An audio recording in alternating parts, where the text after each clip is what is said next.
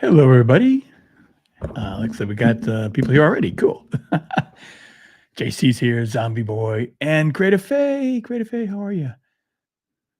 Let's see. Last I left this illustration, last we left our heroes, they were killing a bunch. He was killing a bunch of people. He's still killing people. So nothing's changed. Let's see. Now the figures are pretty much done on these guys. I like it. I got a real golden layer over him. So pulling it all together looks pretty dramatic, I think. Now, what I did since then, not online here, is just I flatted out some of the background. So there's a background layer down here. You can see my color. And then I flat out some buildings, another building, and the big building. So I'm going to leave those for now. I'm not going to work on them today. I don't think, right? I mean, now. And I just want to finish the figures. These two guys are done, but these dead body guys are not done. And I'm going to see if I can do them as quick as I can, see how fast I can do them. Let's see, it's under front bodies. So let's see what they look like. There they all are. Massive humanity or whatever they are. Alien devils. That's the villains in Godlike are kind of alien or kind of godlike aliens, strange beings who are trying to exterminate the human beings once and for all from this planet extremists. And so far, they have not been successful so far, but they're good. But that's part of the story. So I got to work on these guys. Anyways, let's see who's here. Oh, Katie did. Hi, Katie. I saw Katie did a show earlier today. It's great. Let's see. Yeah, thank you, Creative Faye. When I launched my comic book. Oh wait, I did get a drawing. Hang on a second.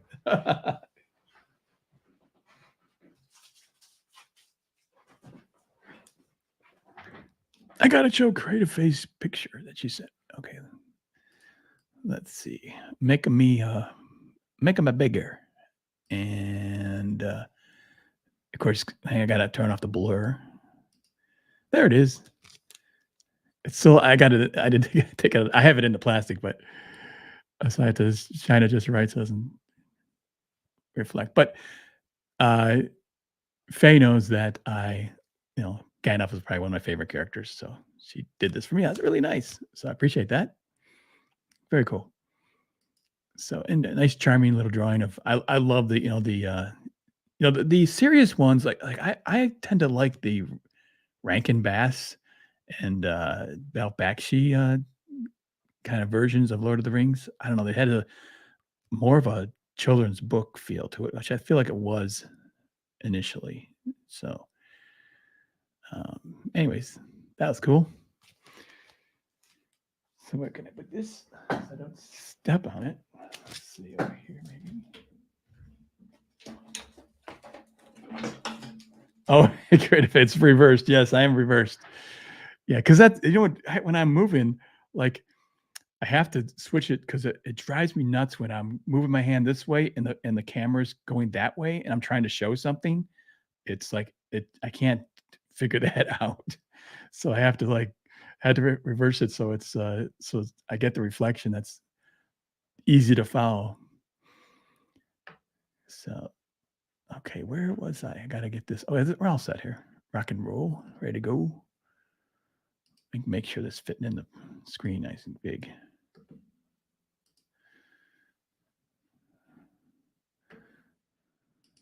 Okay, back to these mangled people here. And let's see if I might have to lighten it up a bit first so I can see what I'm doing.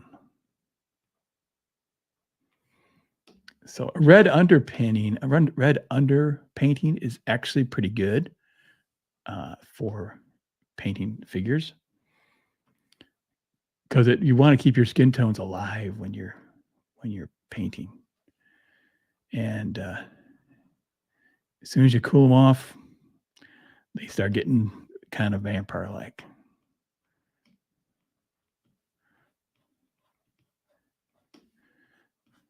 So, yeah, I was on, Katie's chat to her earlier today. I said, "Katie, can you do a, northern accent?"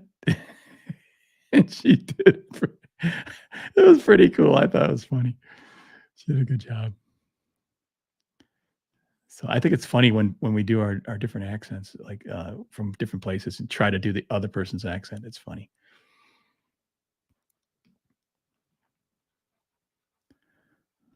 I'm not particularly good at it, but it's fun.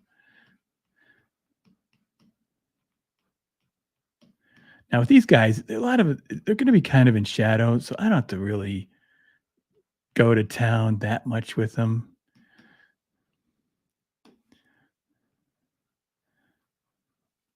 I'm still gonna paint them though and throw in all the colors I would normally because, uh, I can always knock it back, and those colors will just kinda get sometimes they'll get lost. Like, there's when I did this character up here, this guy, there's a lot of colors in here, and when I had to darken it because I don't want the attention to be off of him, and when that happens, though, I lost a lot of it.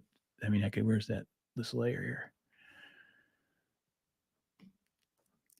I'm gonna take these tones off. There's a lot of cool colors in here that I used, but, I can't I gotta keep the attention on him, so that's just the way it goes.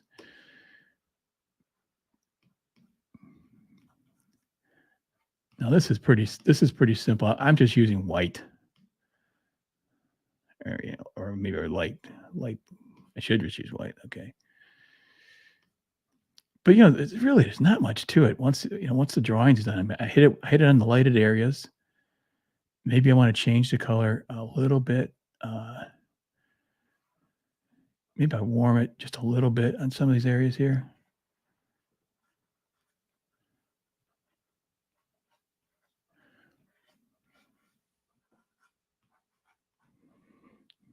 Take a blue and or green or a bluish green and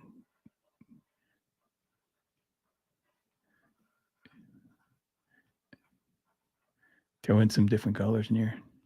I can really throw in a green, I want. Can do a lot when you're doing the out here on the excess part, not the main figures, you can really do throw in expressive color as much as you want, really.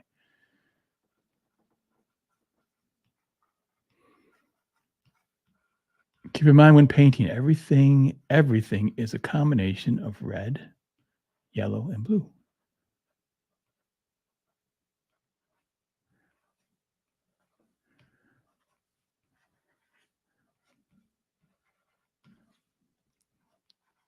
See, that figure's mostly done. The base of him, that's done. Uh,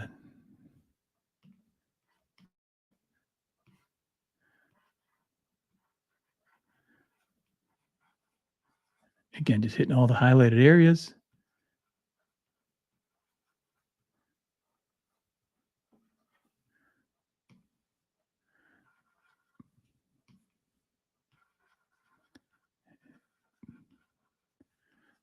Throwing some interesting colors, greens.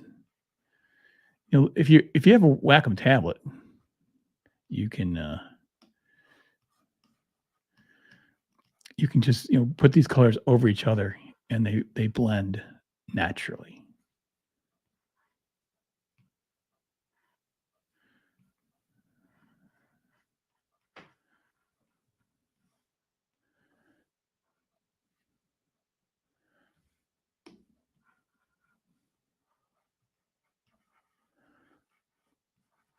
So when you're working with the colors, you have and I put over a a bit of yellow, a bit of red, a bit of blue, and they when they fold over each other, they get gray tones, and so that's where it starts to look realistic.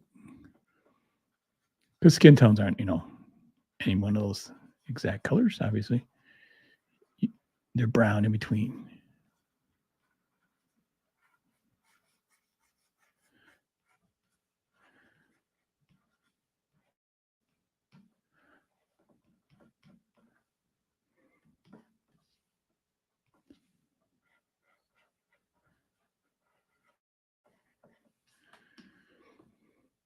Oh, that Rex is here. Hey, speaking of accents, uh, Katie, meet Rex, another Southern guy, person there. You should get Rex on your show, Katie. Yeah, or you go on his. Yeah,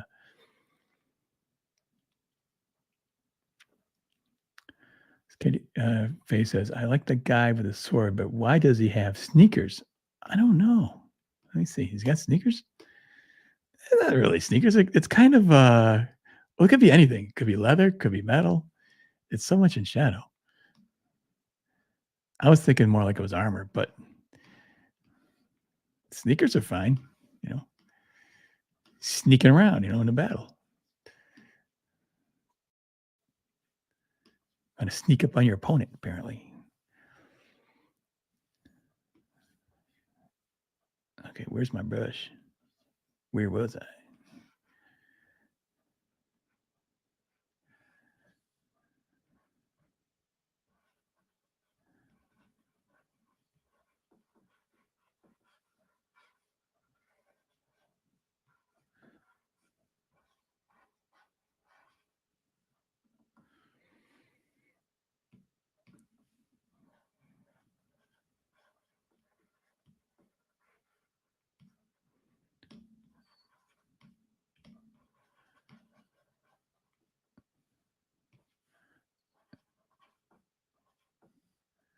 This guy almost wants to be like grayed out.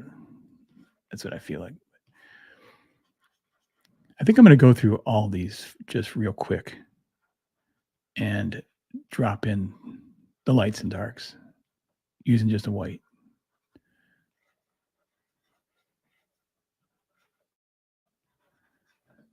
Almost like assembly line process it.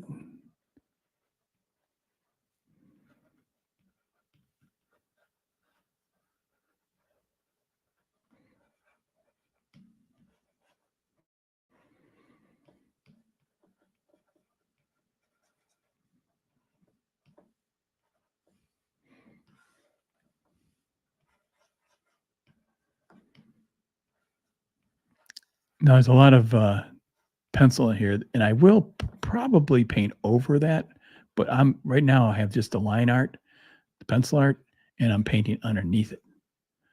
Actually, I have a video on how to do the separation. When you scan in a drawing. Well, how do you? It's uh, black line on white piece of paper. How do you separate that? Well, there's a way I do it, and it's pretty easy. So you can check out that video of mine. I got the how to separate line.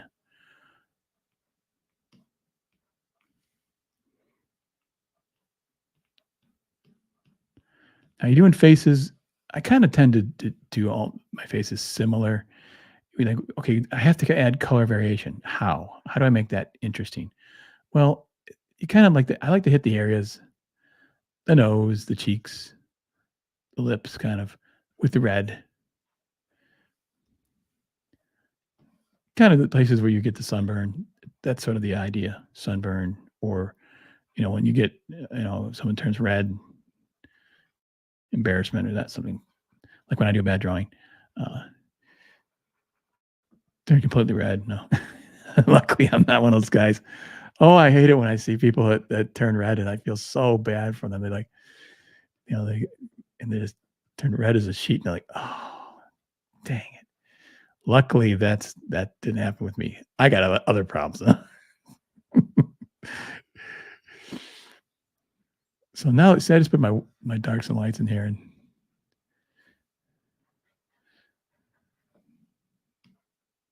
now I'm just adding some, the colors as I see fit.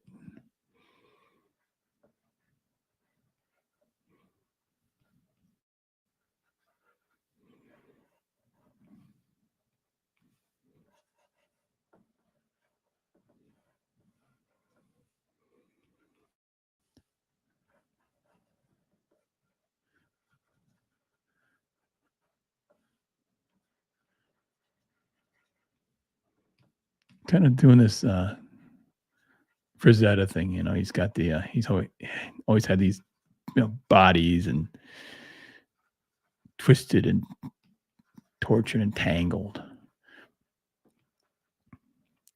Kind of looks like I would imagine hell white might look like. So be good. You don't end up here.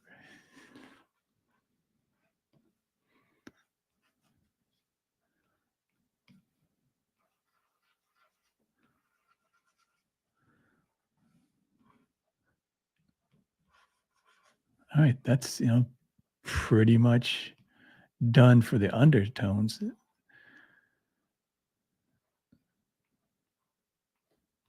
This guy's a lot more yellow than the other guys. Let me pop. I want to make them kind of. I don't know. I like the coolness though. Let me pull some of that cool color in here.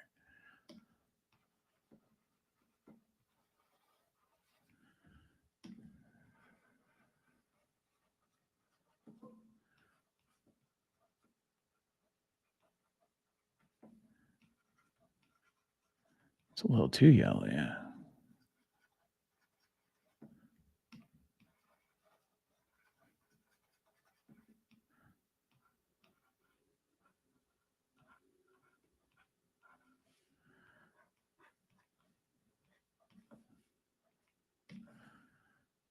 All right, that's getting better. That's cool. The problem, of course, with this, like I said, is it's I I like doing all the colors and stuff on the figures, but then I'll go and I'll hit it with uh what layer am I on here? Like that, and I'll kind of be knocking it all back. So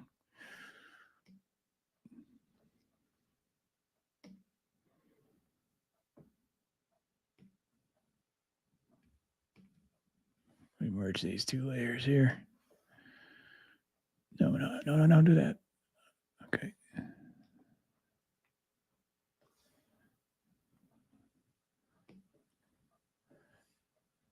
Gotta release the clipping mask.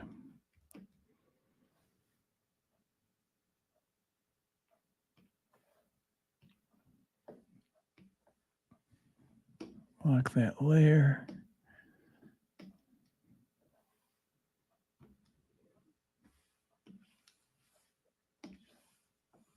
Okay, yeah, that's pretty okay.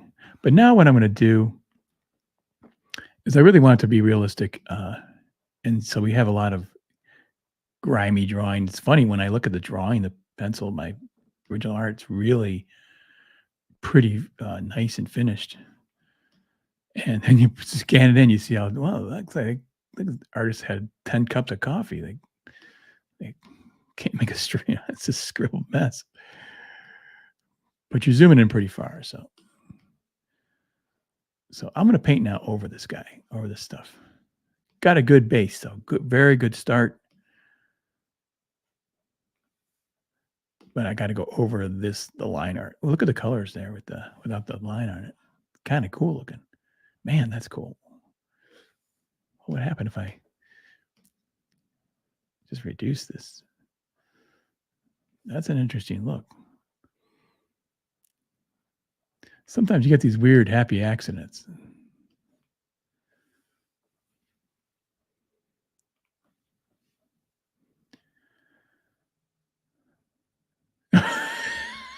Mortal V. Oh my gosh. Oh. See, nothing's safe. Nothing's safe here. I gotta go back and see what they're what's being said here. Uh, flawless. Thank you. How do you say that? Amora fat 40 ounces. Oh, I'm terrible. These guys, you guys gonna make me say stupid stuff sooner or later. I know. Hey, El Tashiro. Is this for print? Hopefully. John asked me, "Hey, can you do something? For just a pinup or something like that?" And I said, "Sure." Yeah, and I said, "Because I'm looking for some content to use on my YouTube channel. I want to show people how I paint stuff." And he goes, "Go for it."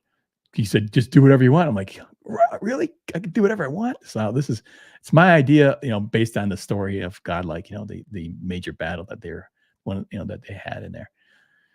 So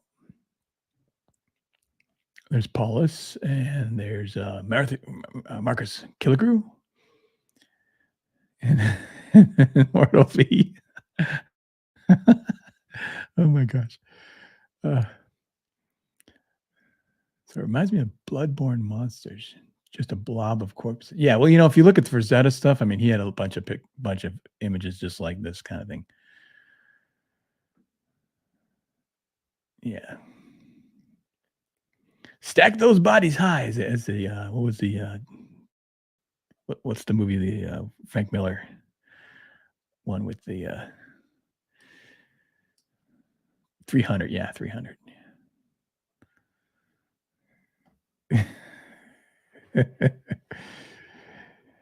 Yeah, you don't wanna fart in this pile here, it'd be not that's part of hell, they're in hell, so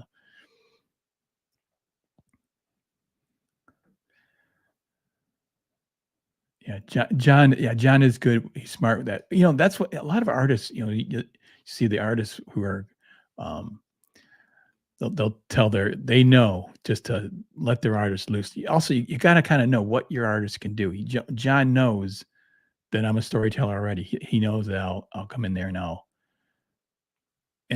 complete the process, so to speak.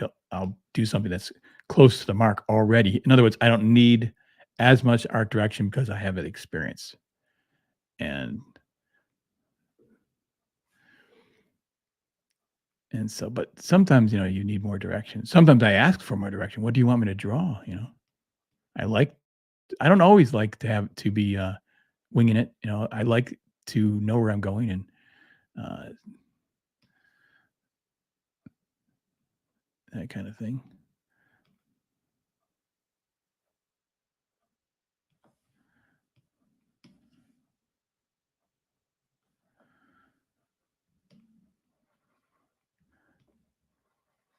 Now, you know what? Instead of me going back and forth to my uh, palette or my color circle here, I think I'm going to do is create a layer and just start making making a palette here, something I can use because otherwise I'm going back and forth and that's a waste of time. Now, what I often have is my color wheel right on the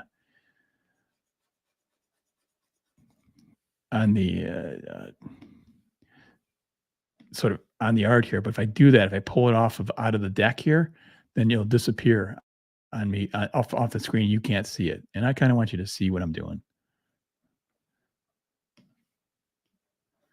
So just a bunch of different yellow, blues, and greens.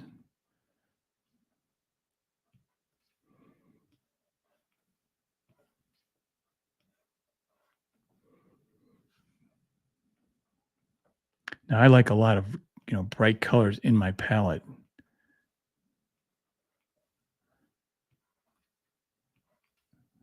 because when I'm painting, I'm mixing the colors as I paint. So uh, unless I'm trying to do a face with real subtleties to it, with this stuff, especially because it's going to be covered up pretty much. I want real bold colors, and then I can down coat, and I can. It's a lot easier to bring something down in your saturation than to pop it up. When you pop it up, it can get funky on you, and that's no good.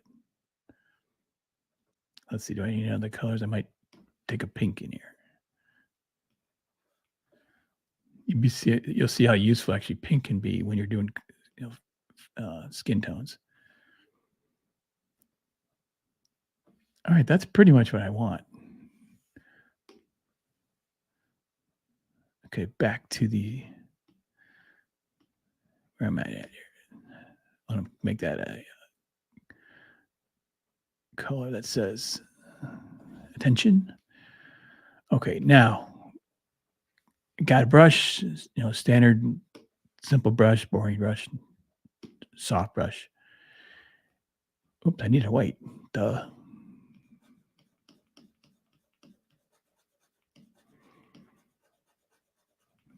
Okay.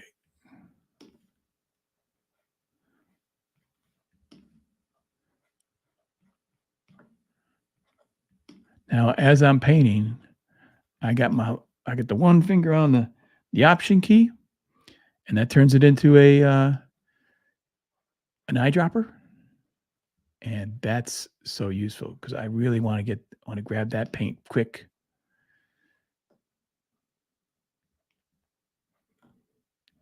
Like I said, these don't have to be, like, the greatest because a lot of it's gonna be covered up.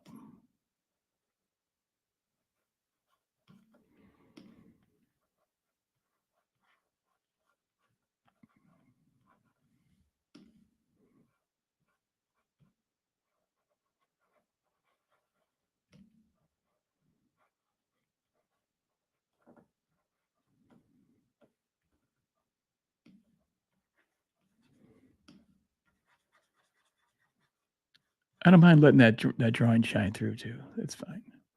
This doesn't have to be perfect. Like I said, this is really gonna be quite small when it's printed. This face, it's only, I don't know, uh, less than an inch across for sure.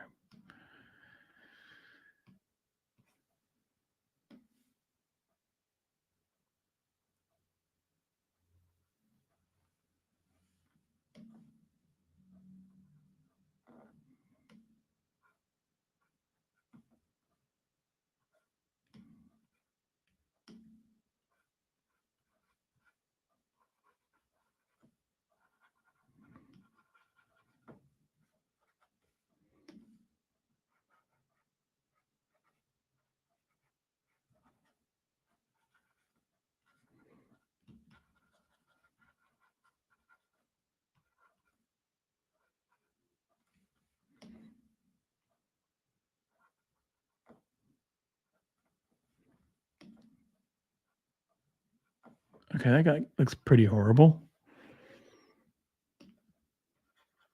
Doesn't look too thrilled or too happy.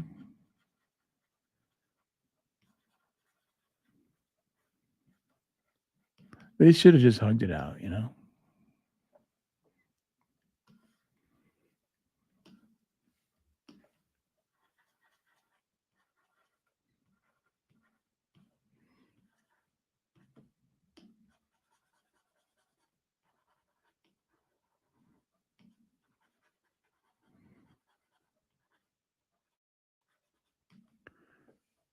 A little bigger brush here.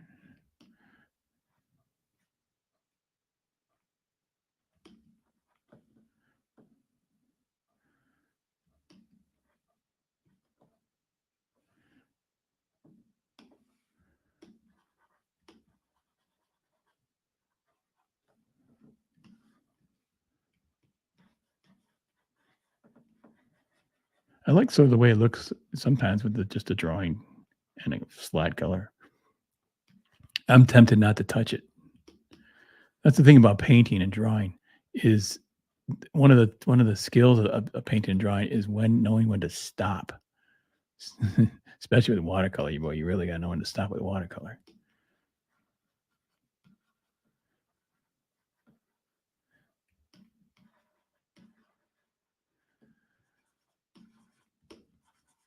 These guys look pretty spooky, which is good 'cause, it's Halloween and, it's time for drawing spooky stuff. I like drawing spooky stuff at Halloween.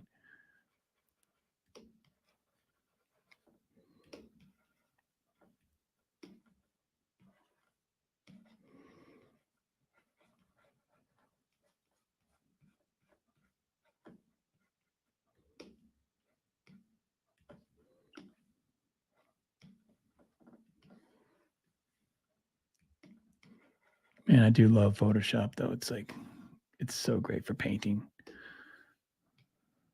With my palette over here? Whoops, that's on the wrong layer.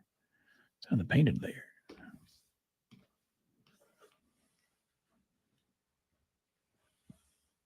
Delete that.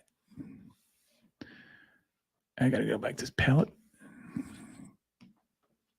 Put a white on that. It's solid.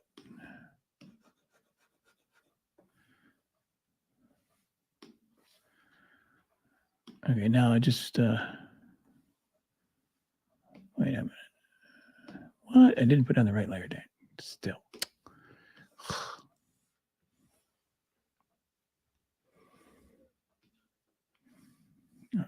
Now, okay, let's see.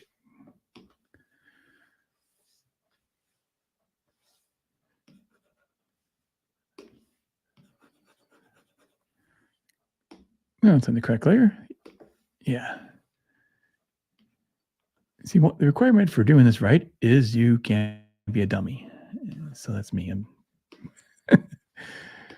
It's not dummy proof, unfortunately. Okay, let me see some comments.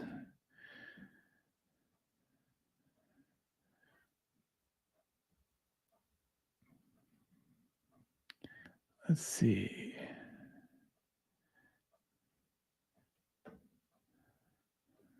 Yeah, thanks, Marcus, for I did the lots of tutorials here online. I have you can see me paint the major figures on two other videos I have.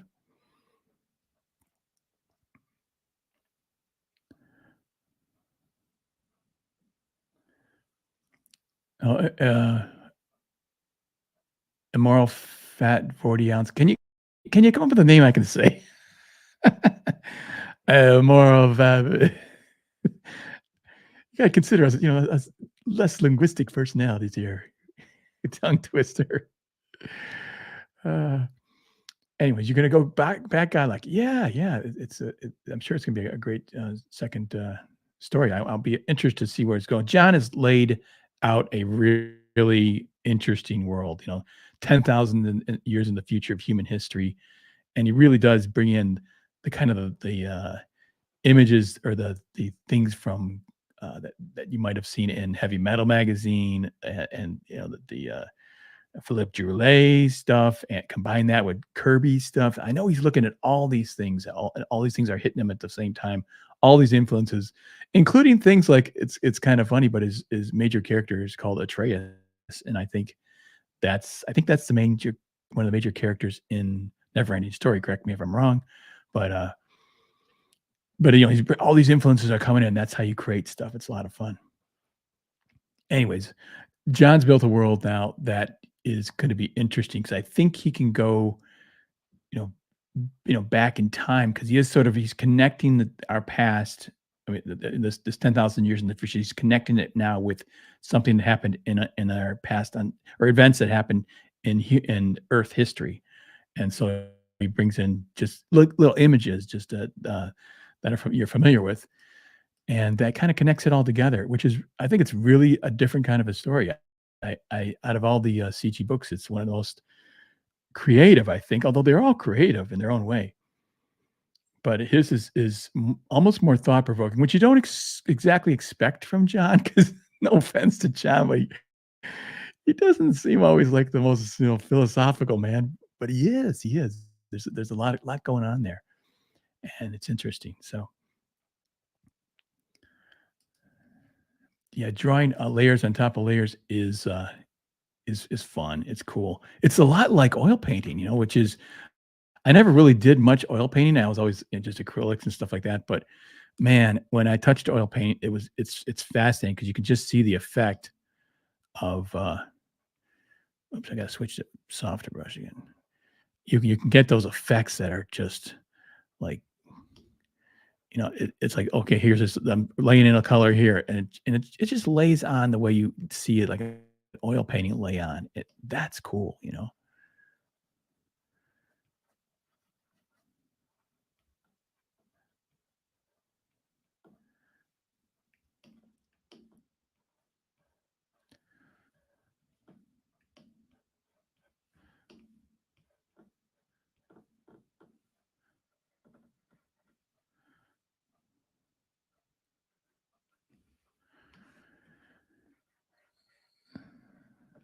I was tempted initially with this is to light it from the bottom and uh, make it look like fire lit from the bottom, which I still may do. I'm trying this first though. See if this works the best. Just hitting it with because I do want it to be dark. It really a lot of times the best pictures, the best designs, they're pretty simple. Like if you look at like someone like Mike Mignola, his artwork and Hellboy and stuff, The reason that stuff is so effective is because it's just solid shapes, which makes great graphics.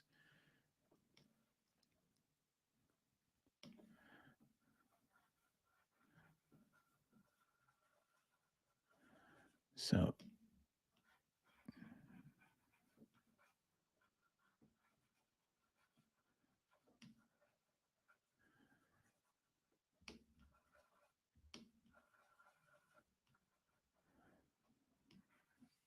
okay. And, when I do arms, it's kinda similar to the faces. I put red, generally speaking, on top. Just it's sort of you're sort of stimulating or simulating, uh, sunburn when the sun hits and it's lighter, and that's why so you're looking for when you're looking for color variation on your figures, you want how where can I do it? Where can I add this color variation and make it believable and cool? So because it really you don't, it's not realism you're after art. You're after something that looks attractive. And where can you add those? The question is, where can I add color? And so you get a plan that kind of like,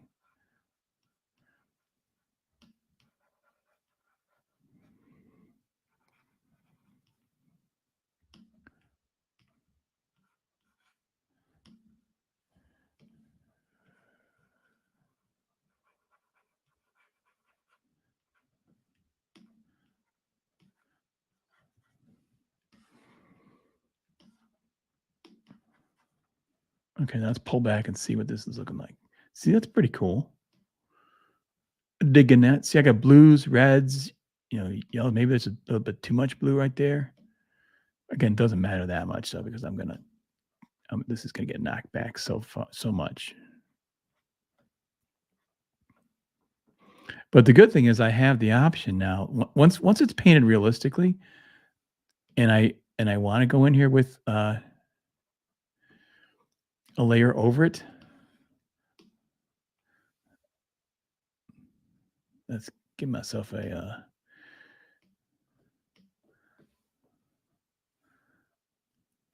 I have to put these all in one layer here, one group. Now I can do a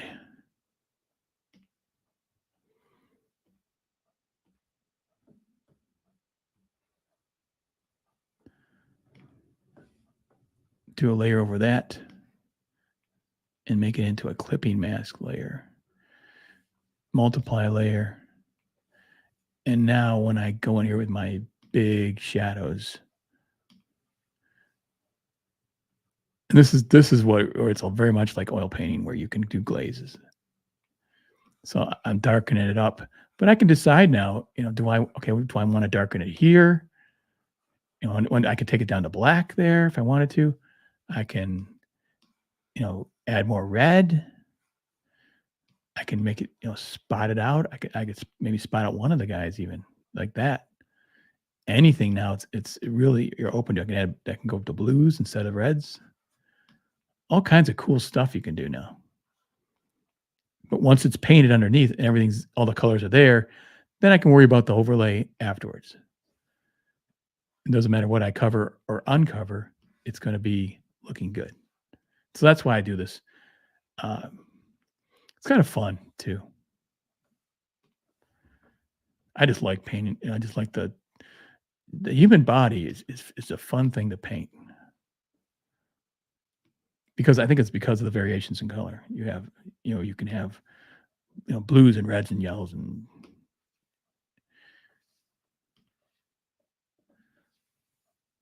let's see, where am I at here?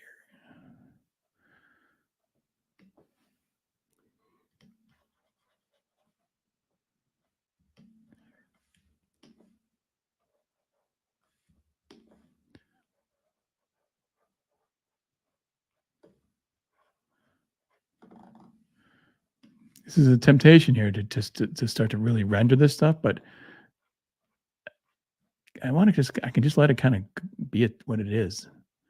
Let it just kind of make it, just add a little bit of, take out a little bit of the drawing stuff, because the tones are all there.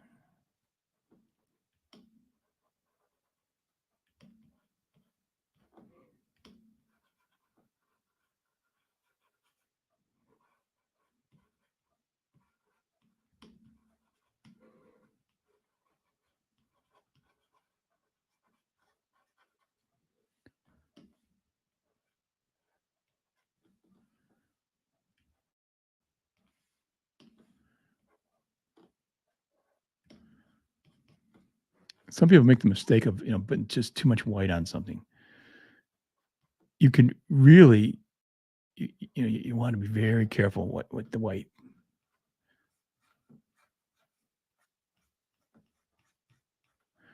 You got to think like a liberal. Not too many white people. That show has too many whites in it. That's the way they think.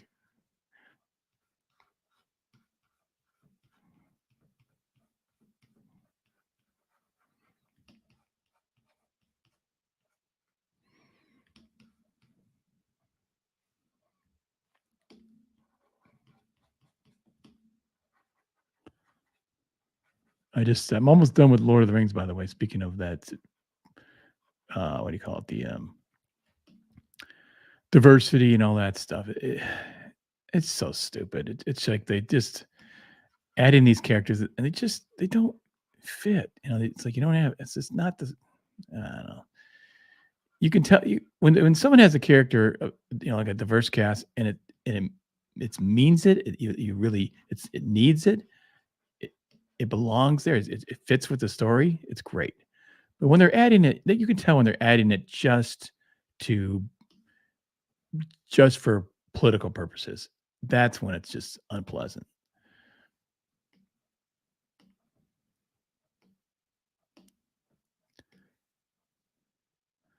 And so they're just messing with it. It just looks ridiculous.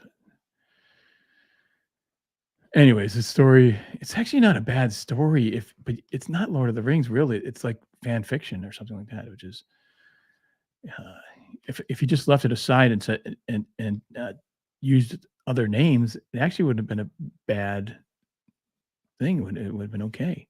But of course they got to slap the Tolkien name on it, or else no one would watch it. Probably.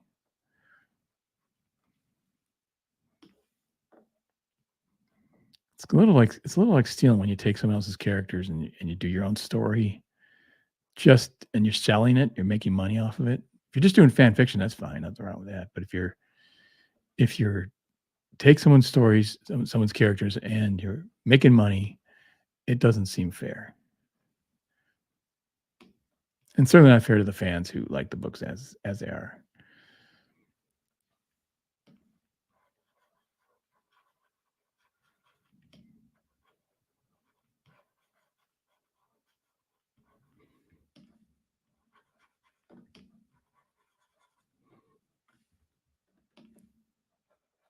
The Gandalf, oh my gosh, the Gandalf scenes with Tom Bombadil, oh, they're so bad.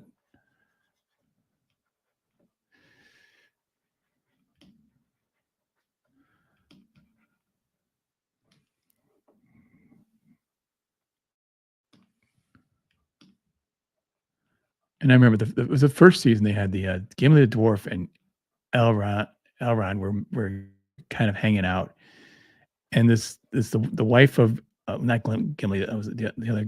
There's another. I forget a different name, Durin, and these guys are fighting, as this black lady comes in, she's like almost like a sitcom, like boys, get along now. It was so stupid. It's just like this is not Lord of the Rings. This is something else. It's a sitcom. It looked like a sitcom. That's what it was. It was like a sitcom feel. Like, don't mess with that stuff.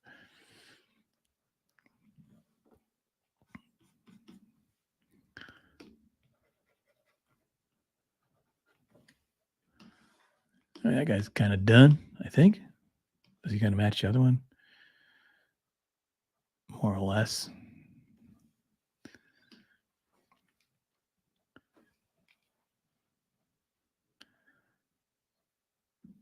Oh, some person's here. How you doing, some person?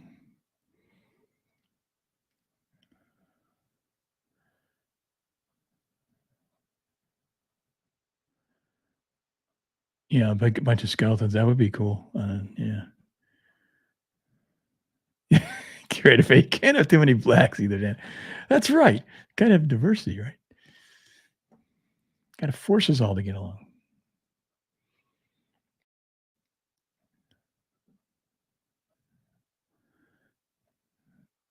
Seeing Gandalf bursting into the scene now, like Kramer in one of his crazy ideas. Yeah. Oh, that would be funny. Oh, it's that's the thing, it's so close to being a comedy at certain point, and it's like, that's not Lord of the Rings. Lord of the Rings is majestic.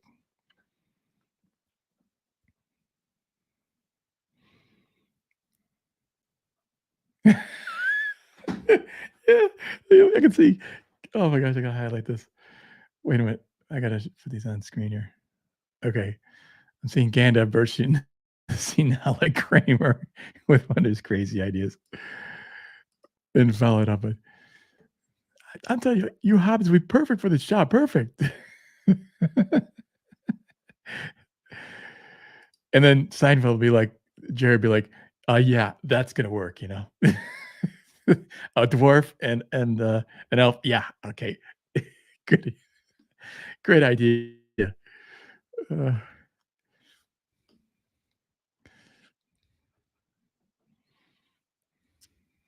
we gotta bring that palette down here.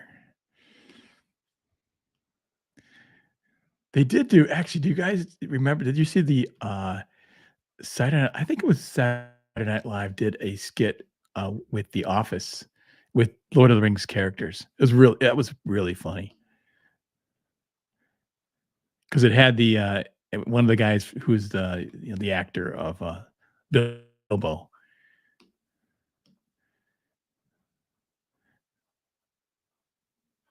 By the way, what did everybody think of you if you're Lord of the Rings fans here, what did you think of, The Hobbit? I thought the dwarves were excellent. Everything was great. It felt like, though, it shouldn't have been, uh, 2 that many movies. It should have been just 1 2 movies or 1 movie. Smog was incredible, uh, but it was just the last movie was just all fighting, and it's just kinda that's stuff after a while, you get tired of it, that they spin, and they do a perfect shot and kill 2 guys with 1 sword. It just gets a little bit old, like, or not realistic anymore, and, that slow motion fighting thing, like, "Alright, seen this about a million times." Too much too much fighting, less to the character, but that first I really like the first one of those movies, The Hobbit.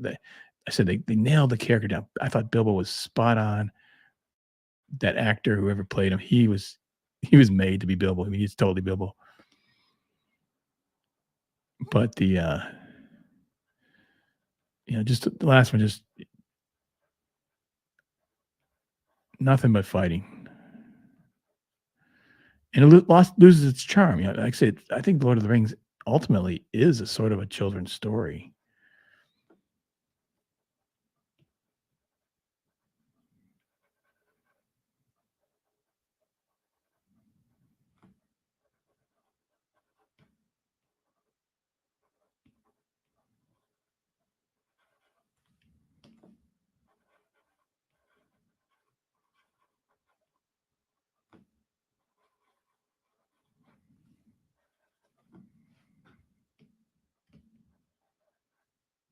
Let's see. Yeah, this guy's all right now. Not too bad.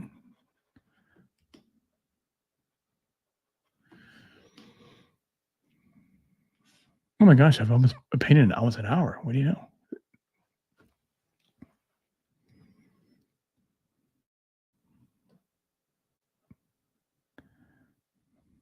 Let's see.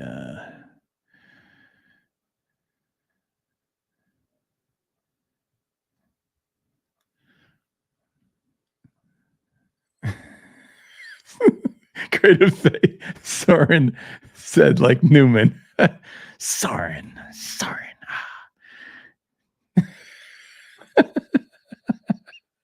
Oh my gosh, you guys are hilarious. Uh, what did you talk about, Darren? Oh, that's too good. That one's good. I love it. Uh, so you guys are way funnier than I am.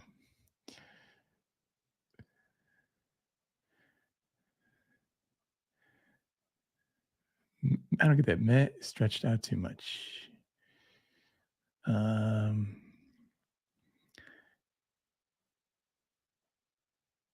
yeah, mixed feelings. Some parts I enjoy, but others are just breaking, and I can't.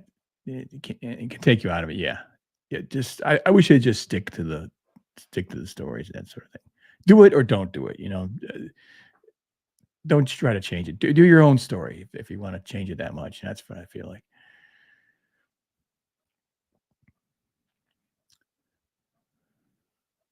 How do you say that name? You guys, these names. Oh my gosh, Pyra, Darshini, Dasgupta.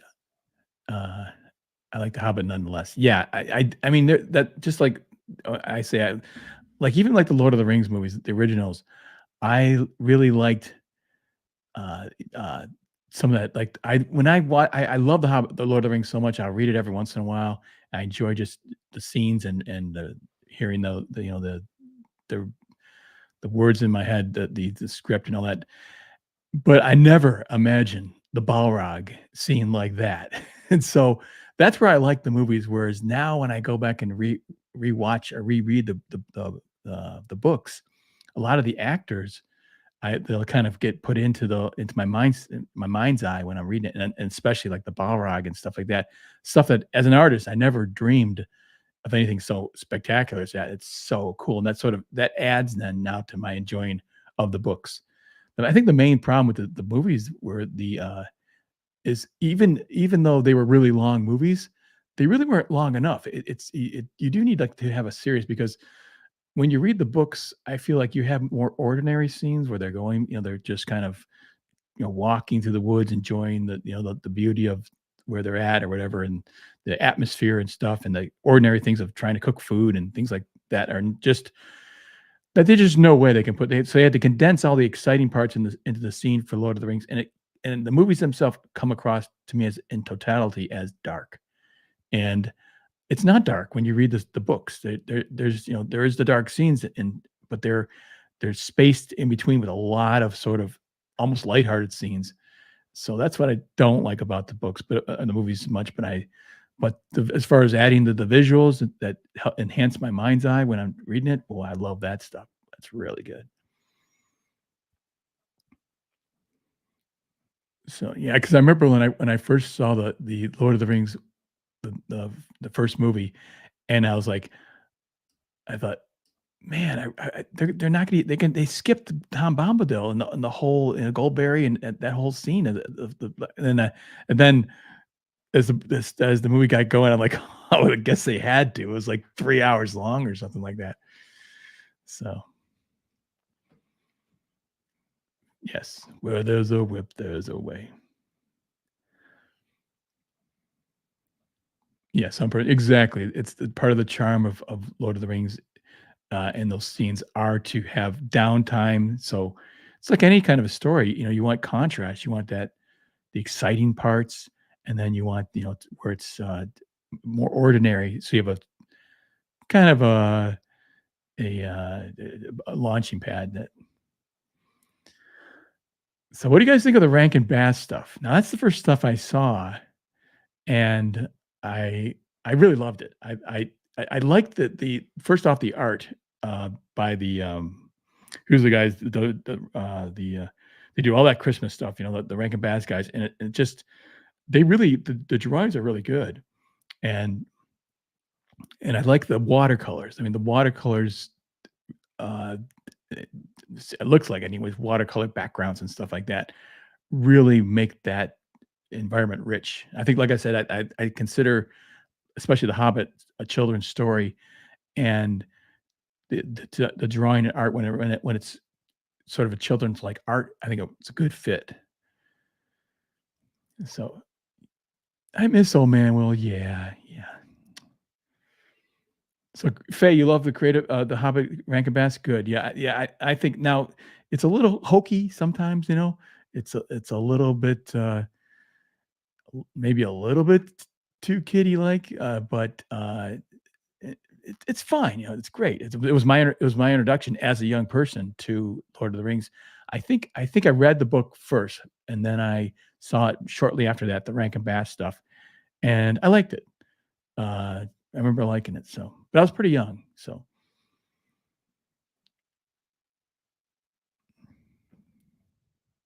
Oh, really? You had the had the characters on the wall? Oh, that's so cool. Yeah, and they're really good drawings. That guy, I don't know who actually is whose art that's taken from. I don't know the story of Rankin and Bass, and which I know they're two guys, but they're I don't know if either one of them is the artist, but they had it had an art it had an artistic look through all that stuff. You know, all the the Santa Claus is coming down, all that same kind of artist art throughout it, and it's pretty good stuff, really. I wish we could get back to a little bit in comics. Really, I want to see more illustrations. The illustrative guys have kind of gone away, which is not great. The Charles Vess and um, Barry Windsor Smith. That kind of art seems to have disappeared a little bit from comics, and I really would love to see it come back. Especially now, like see what I'm doing here, I can when I can paint and throw in all kinds of colors. Now with the and the printing processes are great. This is really I'm hoping to see a revival, and that's where of course the crowdfunding thing comes in. I'm a huge fan of it because it's not the publishers who are gonna. I'm reminded what Mobius said. He said it's not the publishers who are going to push for the for new levels of creativity in the stories. It's not the the public. It is the artist who has to be. You have to kind of fight for this stuff. And what the crowdfunding allows you to do is the fans to be part of it. You got to show them what you can do, and then they got to believe in you, and then you can get a project funded. It's great.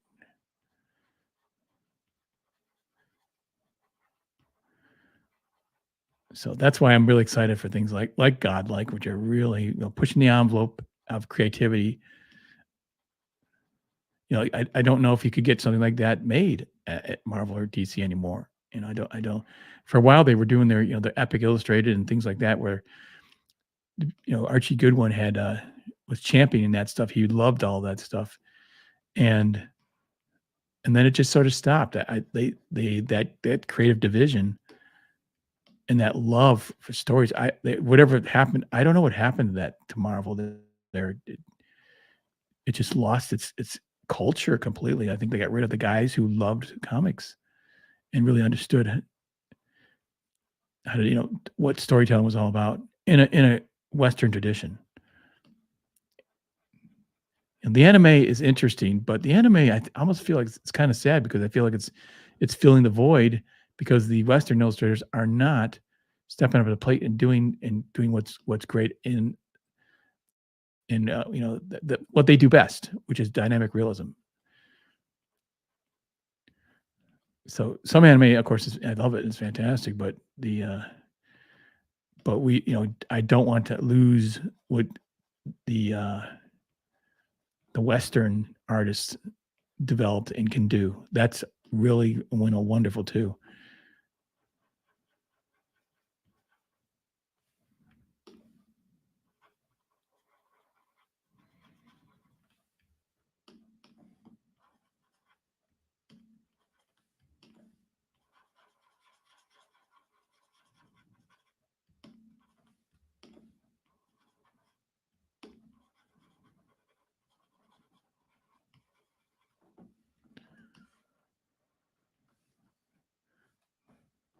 These guys don't look like they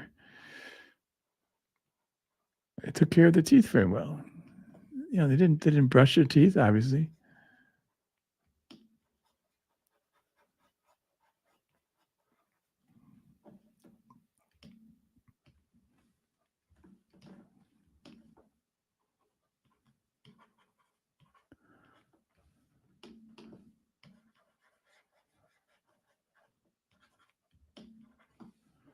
A little bigger brush here for that guy.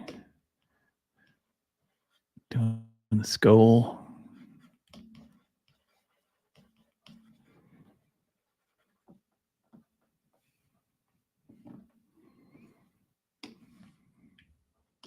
So how do you do these figures and stuff like that I'm doing here?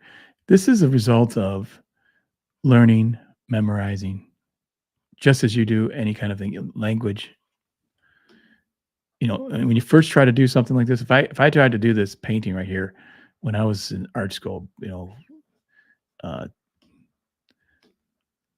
as a sort of a 20-year-old, I wouldn't be able to do it. I could try, but I wouldn't have the confidence. But over, 37 years of illustrating, you start to learn. You just do a million of them, a million pieces of artwork, and then you start to know exactly you know what the shadow, what the distance, what the shape of this line here. Well, I know from this angle how much shade that's going to have for that angle I want, and that's all just memorized. It's not you're not creating out of like some magical space. It's rather clinical.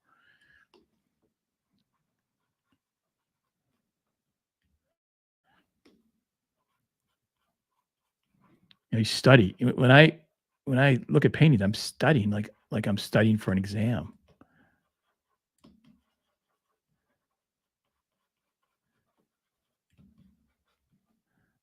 and you memorize it. So when you take the test, this is like what I'm doing right now is like I'm taking a test. How well did I do? How well did I memorize the shapes and forms that I want to? And that's I'm taking from a lot of different sources, and you're combining them in your head.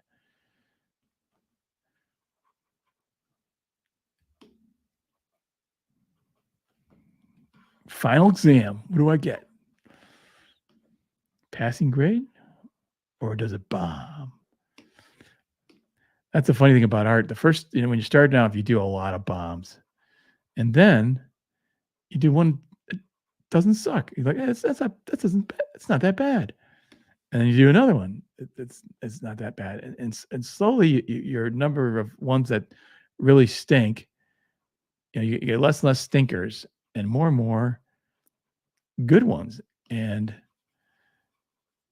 hopefully you reach a point, and as I have in my artistic career, where you don't do anything real bad. You still do ones that didn't work out, but it's still not that bad. You know what I mean? It's like you just because to a certain extent what you're doing, so it probably won't be a complete unmitigated disaster. I probably shouldn't have said that. Right? That's the things you don't want to say. There's no way. You never said there's no way this painting's gonna bomb.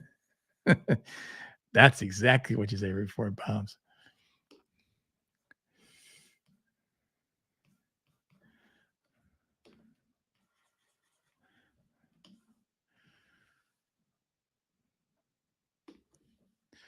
Oh no, I've been working on the layer.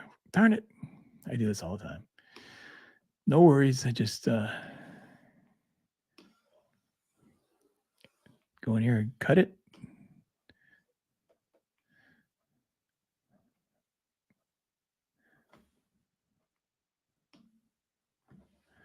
Wait a minute. Cut back.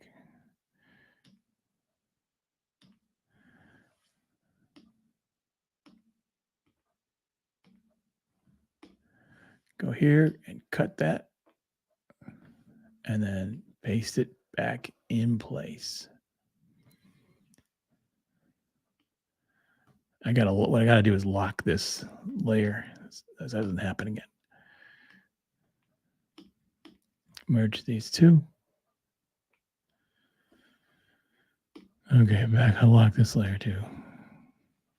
Okay, let me catch up with the chat. Oh, Art of Royals here.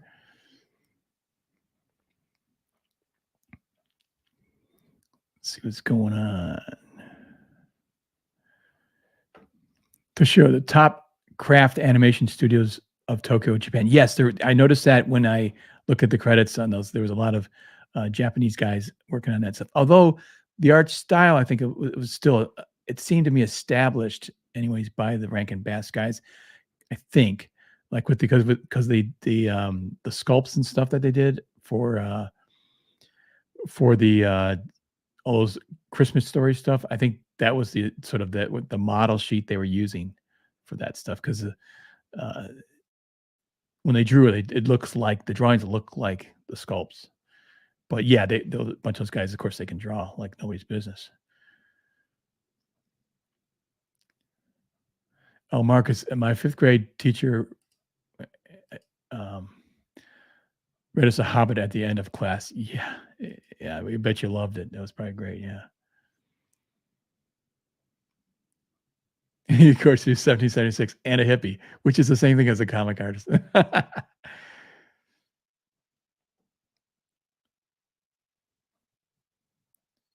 Jan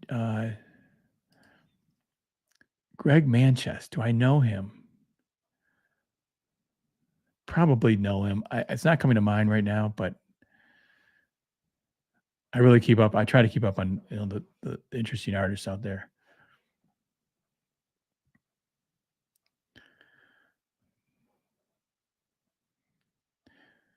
Yeah, I think it was you're talking about what happened to comics. Yeah, yeah, that did happen. Some person I don't know how old you are, but I was there, during when Marvel declared bankruptcy in the 90s there, chapter 11, and it was they were beginning to lose their way then because the image guys came in, they had a really interesting style and stuff, and they did like number one issues. That was probably what the problem was in those number one issues, and then they saw the big bucks there, and and then the image guys left, and then they tried to replace those guys with less talented guys, and it was just a mess because they put out 5 Spider-Man issues and stuff like that. They treated it like it was some sort of stocks, like I think that Perlman or something bought the company. It was treating it like it was a stock market, like you just like a hedge fund or something. It's like, no, this is art. You gotta care about the readers, and they had no idea what the collector's market meant to people. So all they went off brand completely with all the traditional comic art that they had, and it was there was no one at the wheel, and it still really isn't. And it just sunk the business. You can't treat comics like you have to recognize that they are art, and if you lose sight of that, you're gonna not sell comics because you're not connecting with people. Art is about communicating with people. So, all right, Roy, it's calling me Danny. There is a Danny Boy intro out there, by the way, that um, Shanth created.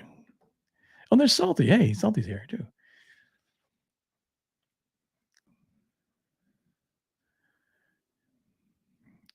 Yeah, to show you're talking about that style, like from Rankin Bass. Yeah, nostalgic, but it's just beautiful art, watercolors. Good sort of formation of colors and stuff like that.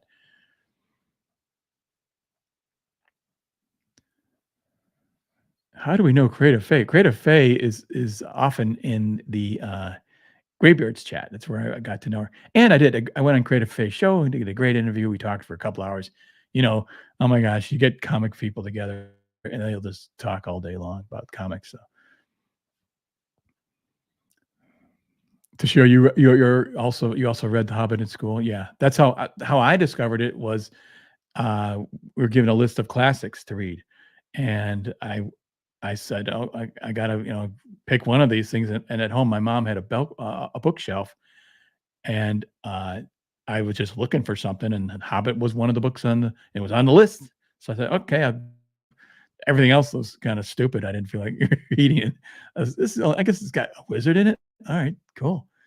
But it was fascinating. And that was the one I still have the copy somewhere with the Tolkien drawings on it, and they aren't, they're not that visually stunning and stuff. So I'm reading. I still remember how I pictured it when I first read it. I thought of Gandalf the wizard as a wizard, like the traditional wizard with the pointed hat and the stars and moons and stuff. I sort of saw him as a very traditional wizard that you would see in most children's books. So it was fascinating to read. It's fascinating to read something initially, and then come back and see how they interpret it, and then how that affects you. I remember when I read Harry Potter, that I saw the movies first. So when I read the books, I was uh, imagining the books. Of course, they did such a fantastic job with casting in that movie. Oh my gosh, it was so good that they just nailed it. One of the best castings I've ever seen.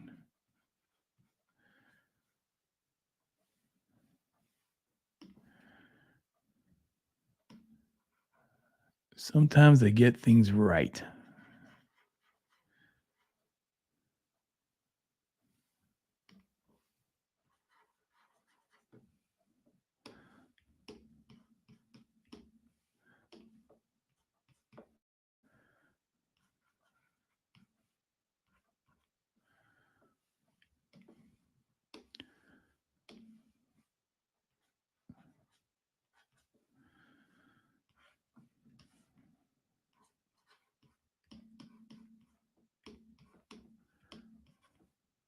Okay, looks good here.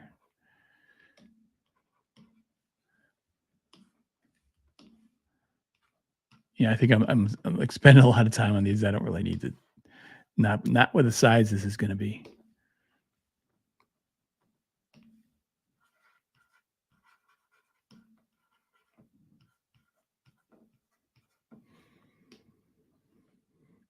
Uh, oh, so Salty, you saw Gandalf as Merlin from Disney's Sword in the Stone. Yes.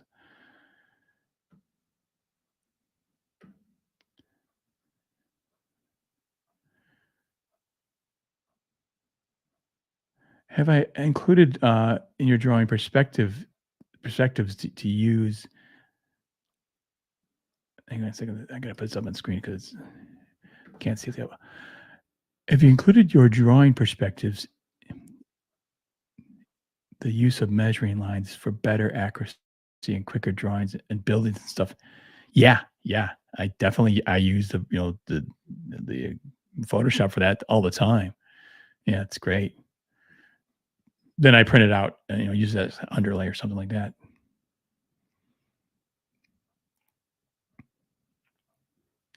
So, but it's funny the talk of computer assets and things like that.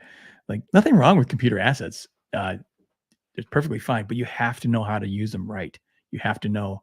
Like I did that video where I did how to draw cars, and I always like when I do storyboards for like a car company or something. I totally use reference because it just drawing cars is a pain in the butt. Trying to get the every because it's not a rectangle, and it's not an oval. It's like sort of in between there, and to try to figure that out in perspective is real. You have to be some kind of like computer to figure that out to get it right. So I will just use reference and trace it and stuff like that. But the thing is, when you trace it, you got to know that there's how to trace correctly and get the right feel. So when that made that video on how to draw, cars, I used reference, but you can see how I understand. That's another thing you have to understand perspective and how that pertains to your drawing, how that works. If you don't, then your stuff's going to look odd. I remember seeing some of that Ripperverse stuff where the guy had a picture or there was a house and there was a car, but they weren't in the same perspective. And that's the problem. He doesn't understand his perspective, doesn't know how to adjust that and change that. So it looks odd. It looks fake because it's wrong. It's sort of everything's drawn correctly at the wrong perspective.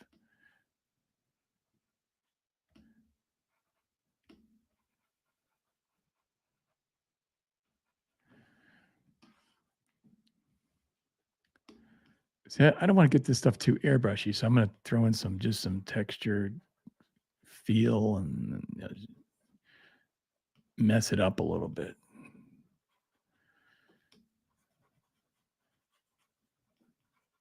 People ask me, "Oh, what kind of brushes you use?" Just standard brushing because I can create my own textures as I'm going. I'm just in close. Let's say I want to give this guy a cut. I want to give him a cut on his like a. So I put a little that in there, maybe a little bit more, and you take a bit of white, highlight it a bit. Now he's got a little bit of a cut on him, like it's healed.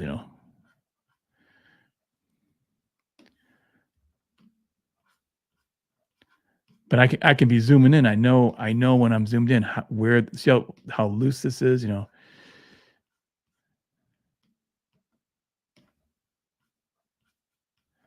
then when I pull back, it'll look completely realistic.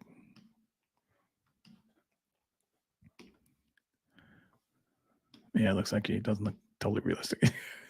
But see, once you got it, then you can kind of knock it back a little bit like that. That's fine.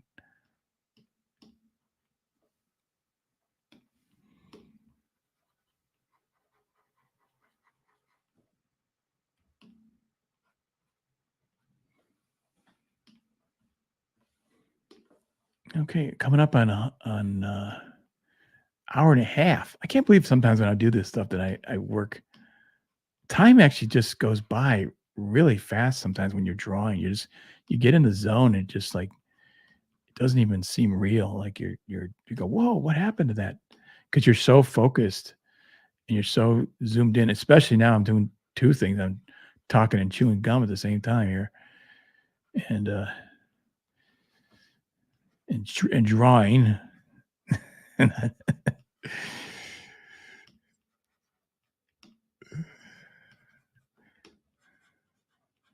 that's what happens sometimes. I'm drawing and I'll be talking and I'll just shut up for a second because like the processor speed of my brain is only so good, and I'm like trying to think, okay, what am I doing here? And then it's kind of funny because there is a certain amount of when you're doing these live streams and you're painting like this, there's a certain amount of autopilot that you kick into because you are trying to talk as you go, and that means it's not you're not fully concentrated 100%. And sometimes I get after the show, I'll go back and I'm like, I got to fix that. It's good, but it's not all the way there. It's I can see where I was kind of distracted a little bit, which is fine. But I'll get pretty close, and you get kind of to see what I uh, basically what I would come up with.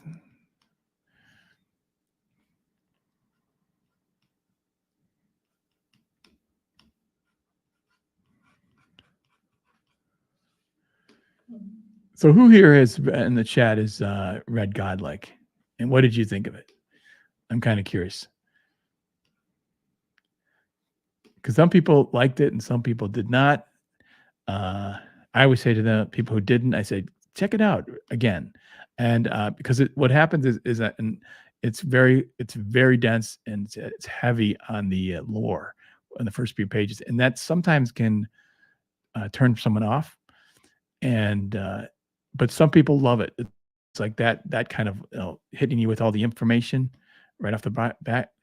I tend to be against it a little bit, but that's why it deserves a second reading because when you read it a second time and you've kind of grasped the stuff, it's like Lord of the Rings in terms. I like books where I can read them again, and each time I read them, I get a little more out of it. So because it's so completely dense, full of information, it's kind of interesting that you kind of learn more and appreciate more with each reading.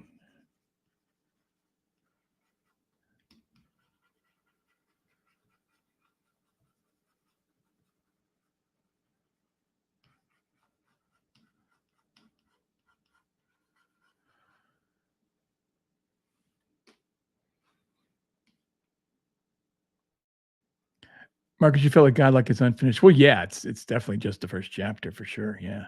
Um, but I think it was fascinating to me. What is going on with this I mean, it's at the scale of it. It's so cosmic. That's a great way to word to describe it. Cosmic in its scope that it just it kind of blows your mind. It's quite a bit, but I don't know. We'll see what happens in the next issue.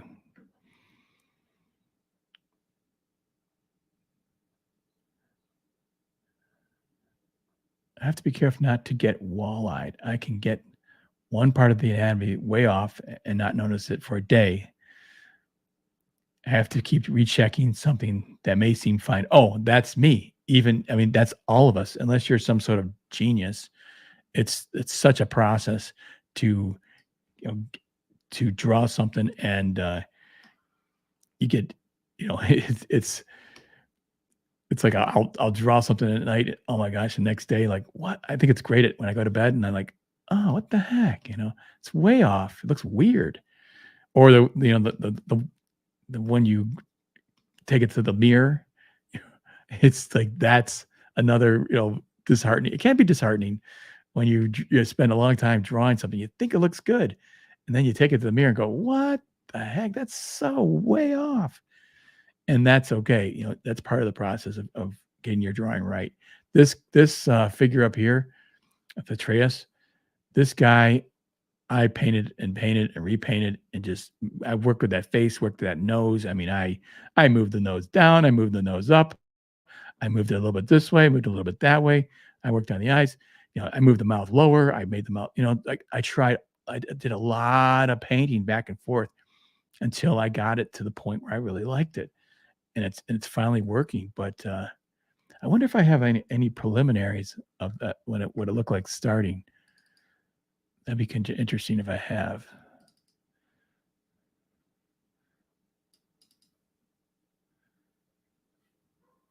Yeah, because the original drawing, I can pull it up here. This is great. Okay, look at the original drawing. You can see it's really not there. The amount of work I put into this and changed it.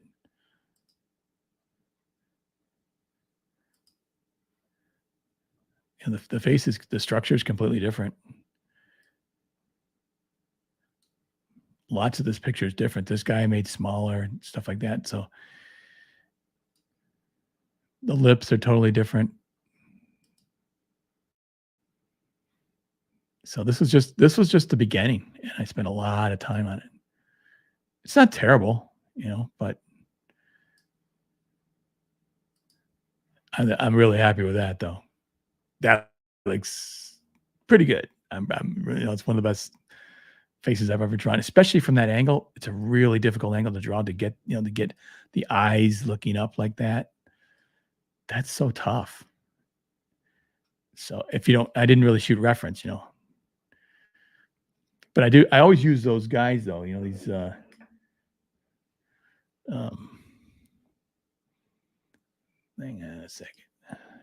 These little models really helpful getting those faces right.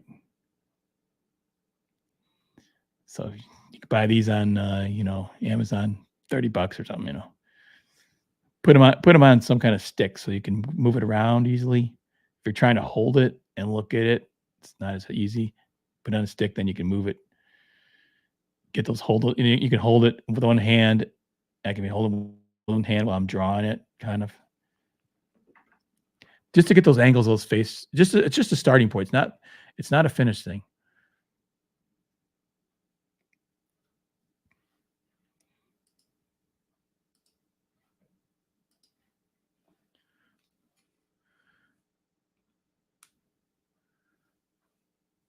Okay. Do you guys let's see what I was asking about the Godlike.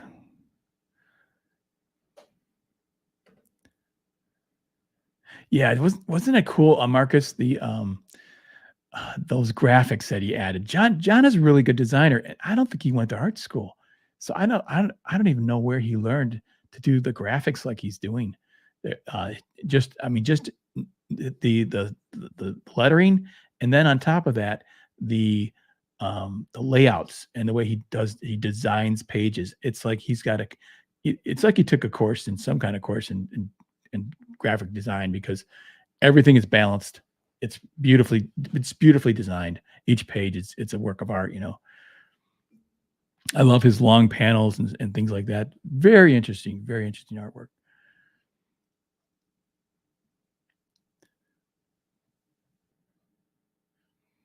Yeah, salty. Yeah, again, it's we'll see what happens in the next issue. If it's because it is the first chapter, but I feel like a lot did happen in that first book.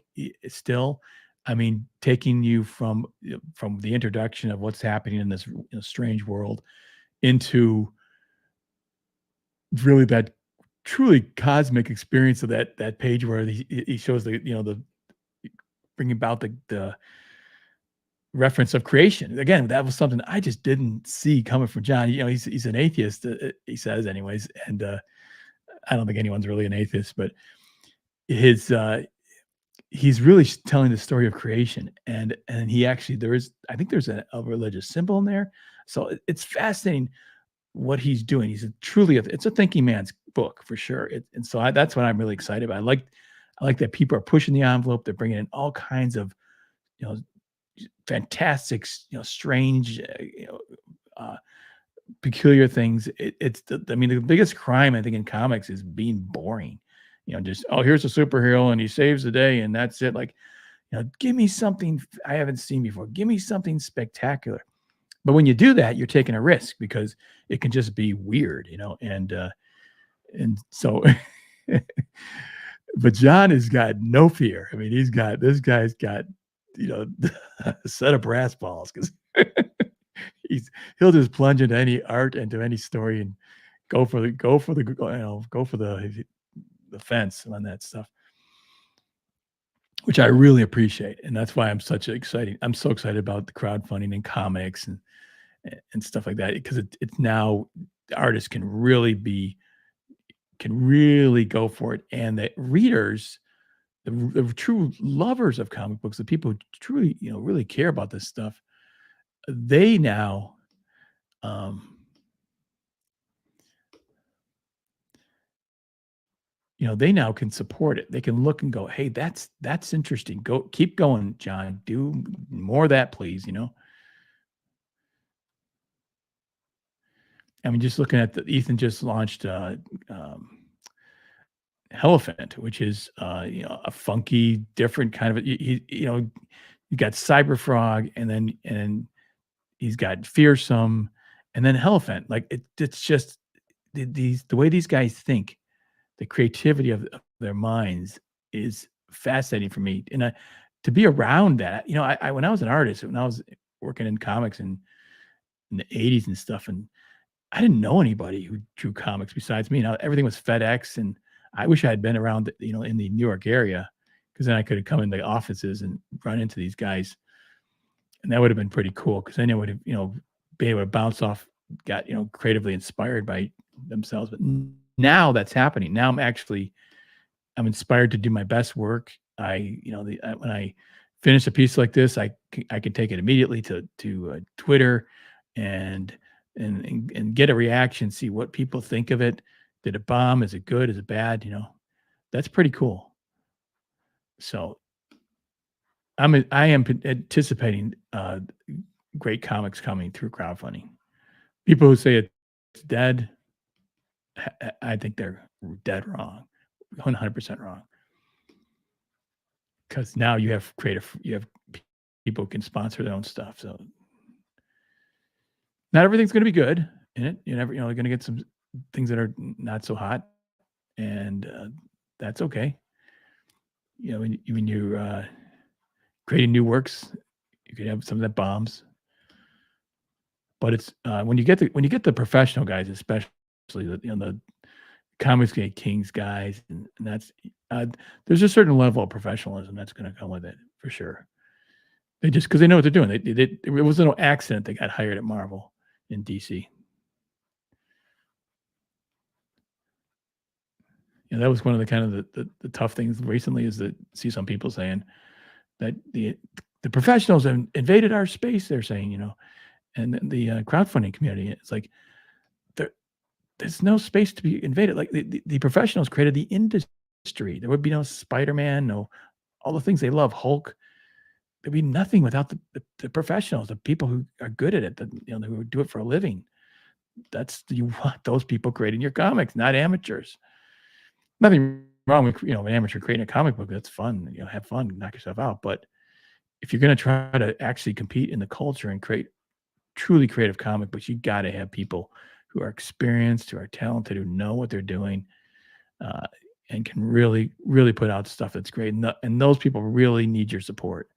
the people made the sacrifice to do this for a living, uh, you know, they really loved it. They're not just, the idea of grifting is terrible, and I hear people say that. Oh, the guys who are the professionals, they are no grifters. They are serious artists. They loved it. That's how it was pure love of the art.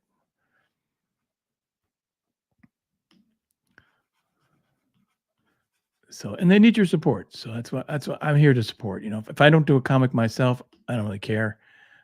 I want to support them any way I can. I want to see great comics happen.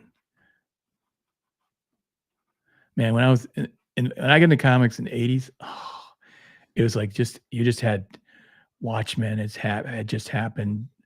Uh, Walt Simonson was doing his Thor. You had the Dark Knight. Frank Miller was on the scene.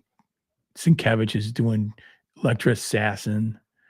uh, Watchmen, Dave Stevens' Rocketeer. It's like there was just like this incredible, just wealth. You had Barry Windsor Smith was very much active, doing lots of stuff. Michael Kaluta was doing great work. His fantastic stuff. So many great illustrators. Charles Vess, I loved his fantasy stuff. Dave Gibbons, and then of course all the standard Marvel guys of Buscema, Colin Kane, uh, Gil Kane, and all that stuff was happening, and I'm just like, this is so great. And those were the professionals; those were the guys who were. And then it just stopped. Just seemed to stop. So, I think crowdfunding is the way to bring that stuff back, because you'll see people, you'll see someone like a Charles Vess or something who wants to do something different, and he'll be able to go right to the fans and say, "Look, here's what I'm going to show you samples, like just like a job interview." I say, "This is what I can do, guys." And the readership, not an editor, not some person with a political agenda, will say, "That's cool. I think that's cool. Do it. Here's some money," and they get the support that they need. And they need.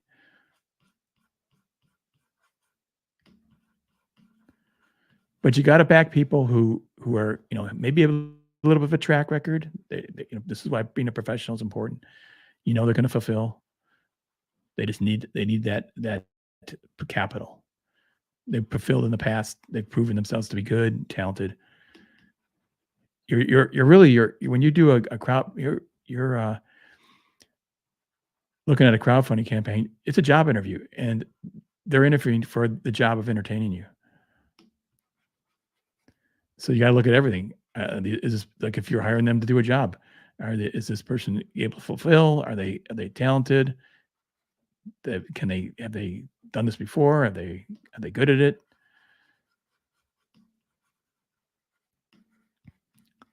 Do I believe in this project? Do I love the comic? Do I love the concept they have?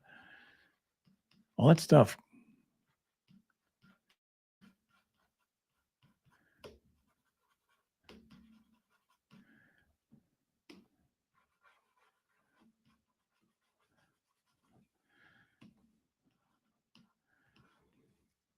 So yeah, everyone laughs. All my guys have red noses. But again, I'm looking for color variation. I can change this color. You know, Here's the thing. Once it's red like that, and maybe it's too much, I can always just kind of go in here and knock it back. Like something like that a little bit. But the color's all there, so it's still alive.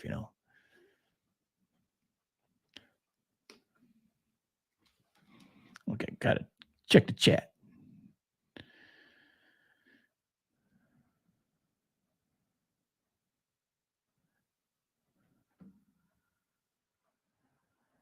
I don't think I want Godlike to come out until it's ready. I draw comics and it's hard.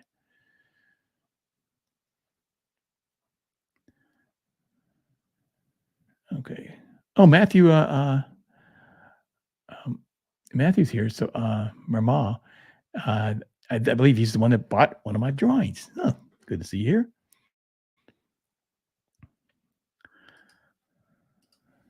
What was the one you bought, Matt? Was it the Judge Dredd or the other guy? I'm gonna brain fart.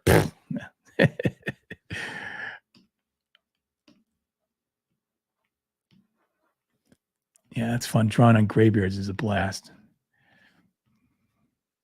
I think I did a pretty good job last week on graybeards. It was really intimidating though. I'm drawing Cyberfrog in front of the creator of Cyberfrog, which is Ethan Van Sciver. And oh, by the way, check out his stuff if you don't know who he is. He's Wreck Planet is the one right now, but check it. The first one was Blood Honey, and actually no, Red Extermination is now, I believe.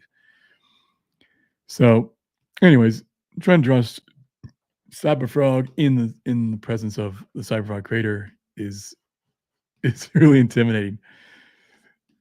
Because my first Cyberfrogs, oh, they stunk. I'll have to show you guys sometime. And then again, it's like anything. Like we're talking about art. The first ones bomb. Like it's it's a really difficult character to draw. It's really complicated. First one bombs.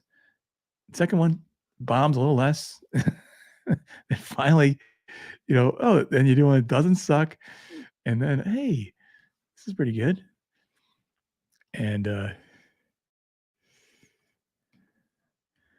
finally, the one I did the other day was like this. It's a result. I mean, I poured over Ethan's drawings. It's just like studying. I'm studying for an exam, and that last week was my final exam. Like, how am I going to do? Let's see if I'm drawn in front of the master. How's it going to work out? And it turned out really pretty good. It's still, I think it's because I was drawing online. It still needs some zip. It needs some pizzazz. It needs some Cyberfrog has attitude, and you got to have that tude. But it's kind of like Ethan, so you got to have attitude, and it's just missing that. But man, I'm so close. I know I'm not too far away. I got to have all the mechanics down. That's this thing about drawing when you want to get your mechanics down first and learn everything. Then it starts to actually get a little bit fun because once you know how to draw all the muscles and everything from all the different angles and stuff, then you can be more creative and a little more expressive, and you can start to warp things too a little bit. You can, start adding colors. Where it's gonna, be fine.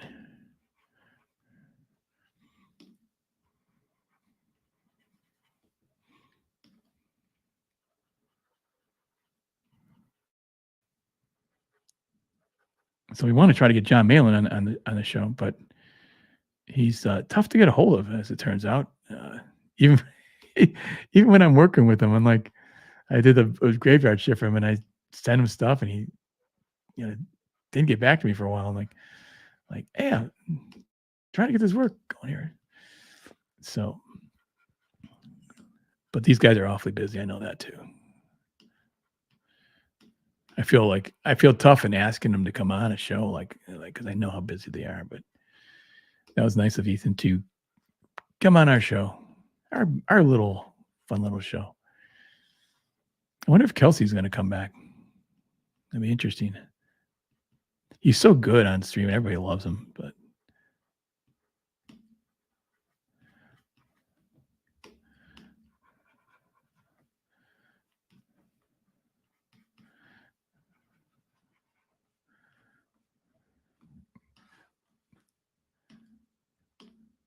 so doing Knuckles. I got a great video on drawing hands. I think anyways. You guys can watch it and let me know what you think. Hands are so tough, and to do that video, my hands actually got a lot better because they say the teaching is sometimes the best way to learn because it forces you to really study your subject so you don't make a fool of yourself. And so I had to really get in there. I drew a lot of hands. I drew my own hand. Like a lot of those drawings are my hands. Trying to make them a little more gnarly though, not so pudgy.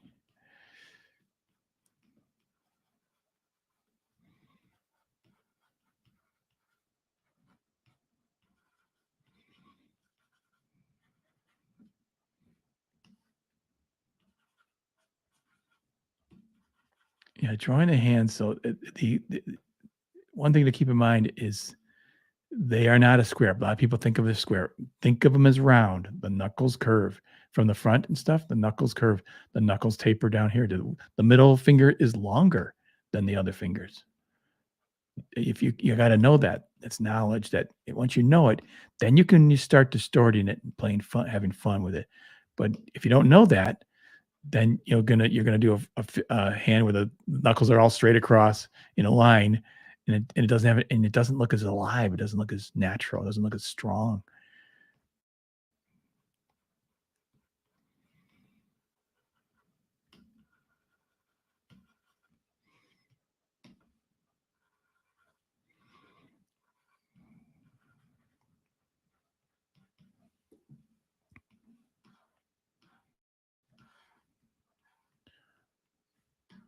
That's pretty cool. Looking all right. Almost done with this pile of bodies.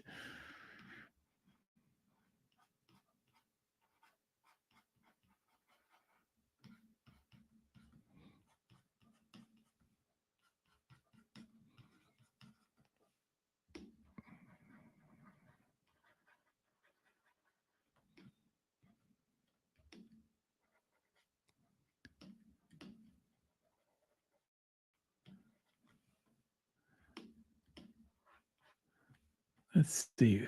What else? What other things out there that talk about the Cordrath? I haven't talked about in a while. Cordrath is a great comic book by two really fun guys, Andy Smith and Dennis Turner. If you ever check out their site, they're just a hoot. They're good friends, and that's what's kind of fun too. Sometimes when you're supporting these comic books and you're supporting, part of the fun is it goes beyond comics. This is where we're getting into new media. It goes beyond comics and it starts to get into like two forms of entertainment where you're you're actually the part of the enjoyment of the comic book comes from hanging out with the creators, the people making your comic books. And that's really fun.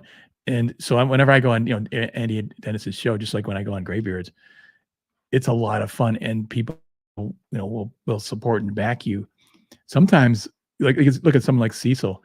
What you're really doing is you're paying for Cecil to entertain you on his show. Like, he does a great fun show. They have those crazy shows like Jack Show and stuff like that. And it's like, imagine if you were going to see a comedy show and you went out with your friends and you'd spend, you know, parking, admission, drinks. We're talking $75 at least or something like that for that evening, at least, probably more. And to see a comedy show, see a guy do a stand up. And then you got someone like Cecil, he comes along and he does a show every week for you for free. A stand up show. You don't even have to leave the comfort of your own home. You have to fight traffic. It's a fun hangout, and you can interact too. You can actually talk back to the comedian. And so he's doing. You think about it, he's been doing that for 3 years, and that's what you're really buying. It's 3 years every week. That's you know, what would you say? 365 days or 52 weeks a year. That's like probably two shows a week. That's 100 hours at least, far more than that. A lot of work, and you can't work for free, so you buy his comic book. And whether you think it's silly or whatever, it's stupid, you're actually supporting the show if you like the show. So that's okay too. It's a new form of entertainment. So even sometimes the comic isn't quite your bill, like like maybe you don't absolutely love Andy Smith's like you don't like fantasy or Lord of the Ring or that kind of stuff or Conan and stuff like he does and those guys do. But you love the show. You can sometimes just buy the comic book to support the show, support them. They're doing out there having fun, and you hang out with them. So it's cheap entertainment, actually. A comedy show, you get, 300 shows or, 200 shows a year for, 25 cents. It's like $25. It breaks down to, like, a couple cents a show. So it's something to think about, just the way people look at it. When you support these comics, and not just it's not just always, sometimes it's just a comic book you want, sometimes it's just a show. Supporting someone for any reason is pretty, just fine. Do whatever you wanna do, but don't I'm just saying, don't let people talk you down and say, "Oh, that guy's comic book is not that good." Well, maybe you like hanging out with them and enjoying the show that they do and that kind of a thing. I do. When I'm working on this stuff and I'm late night or something like that, I still work in advertising, I don't do comics, but except for these pinups and things like that, but, when I'm working late at night and I put on a show and they entertain me and it's like it keeps me company, I really, really like that.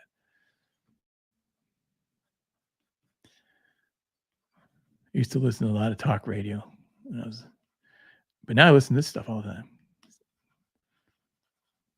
and comic books and talk, it's so much fun to talk about comics, things that interest you.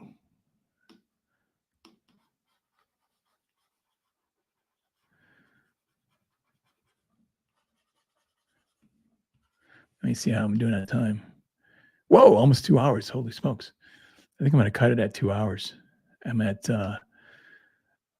1 minute or 1 hour and 51 minutes.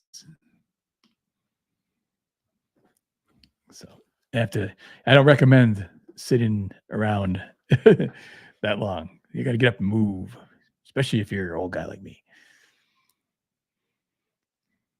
Yeah, Marcus, you're friends with Dennis and Andy, and that's where they are in real life. Yeah, I can imagine.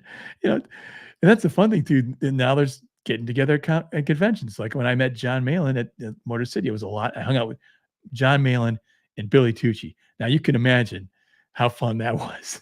You know? I mean, Billy Tucci's was just a riot, and he had his army buddies with him. They were so cool and really their wives too. They were the nicest people. And I'm really enjoying that aspect of this whole crowdfunding community that is developed where meeting people that are the same like the same things I like to do and same interest, and it's just so much fun. And then again, meet like Marcus, and maybe I'll meet you someday at a convention, and that's a lot of fun. You go out, have a beer or something. It's just really great. I love it. So, oh, there's James. James is, "Where's my barbarian comic book?" Hey, I'm trying. I'm trying. I've been so busy lately. The life gets in the way. There's a lot of things going on. So yeah, James is coming here to crack the whip. So he's like, "Dan, get back on that. Get busy on that drawing that this godlike painting. You've been talking. Lunch break is over. Get back to work."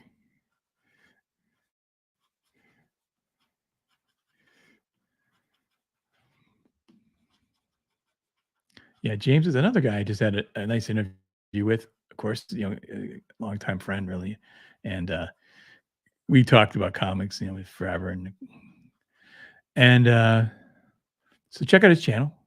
You know, lots of good channels out there. Comics.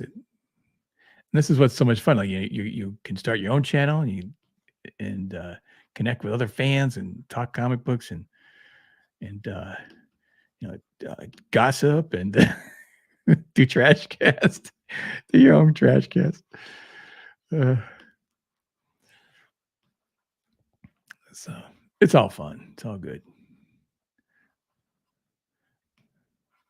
Yeah, sometimes, people say, like I get attacked and stuff or because I'm associated with certain people and they're attacking you and stuff like that. And it's like, you know, the worst thing in the world is when people don't talk about you as an artist. Like it's just funny because when you think about advertising, the the what you don't see anymore in advertising, you used to see it is they'd have like, "Oh, let's do a side by side comparison with Coca-Cola and Pepsi," Pepsi might sponsor something like that. What they found was that all they did was give Pepsi and advertising, like they give Coca-Cola free advertising because they found that consumers didn't really care about the commercial. It was all product recognition. So they they don't do that stuff anymore. That's why they say a leading product, or they might, but even that they don't even want to say that. Like there's a leading product out there. They don't want to indicate there's any competition at all. So that's why you see people, people don't like Ethan. They'll go, "Oh, Evan." They'll call him Evan, or Eric will never even mention Ethan's name and stuff because it's they know it's product, right? You're giving them actual free advertising. So when people are kind of mean to you online or something, you're kind of lucky in a weird way. You've arrived. It's kind of weird, but it's like, oh, cool. That guy said something really mean about me. They're really being a jerk. Come and buy my book. you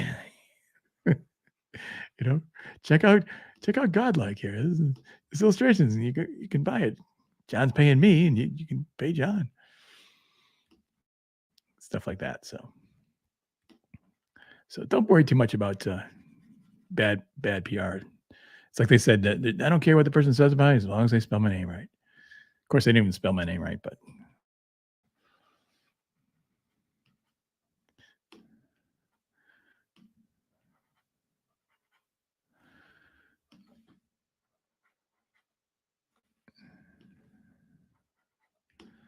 so I wonder if we're going to get John Malin on the show this week. Well, hopefully, I think he's working on it. We'll see. Um, but nobody knows anybody's number, by the way. That's part of the problem. The communication is so bad in comics, but everyone's just so busy. It's like there's no time for chit chatting. If you're going to talk, you end up talking online because that's where the only time you have.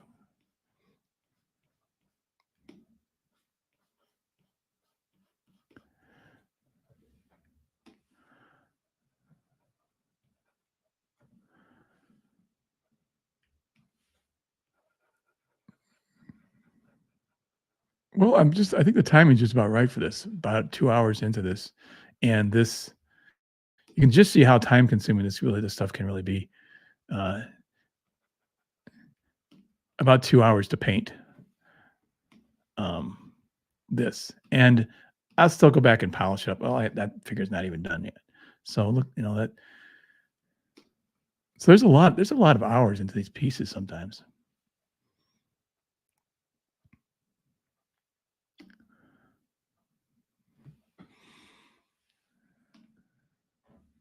Okay. Oh, I still got the his comment up. Hang on, where's that comment? Okay.